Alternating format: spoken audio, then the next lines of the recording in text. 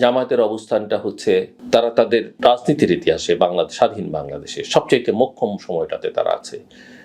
সরকার তাদেরকে সমঝে চলে, তারা নতুন নতুন বয়ান তৈরি করতে পেরেছে, তারা এবং তাদের সহযোগী বা সহমর্মী বা কাছাকাছি রাজনৈতিক দলগুলো ৭১কে মুক্তিযুদ্ধকে আন্ডারমাইন করতে পেরেছে, অথবা আন্ডারমাইন না করে ৭১-এর সমান করে ২০২৪কে তুলে আনবার চেষ্টা করেছে।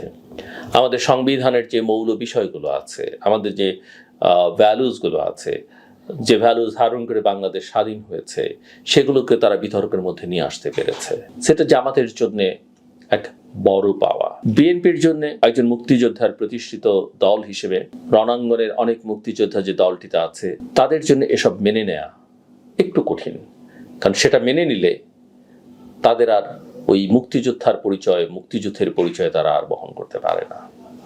যদিও জামাতকে আজকে এই জায়গায় নিয়ে আসবার জন্য বিএনপির দায়ও কম নয়, জামাতের এই শক্তি সঞ্চয়ের পেছনে আওয়ামী লীগের দায়ও কম নয়।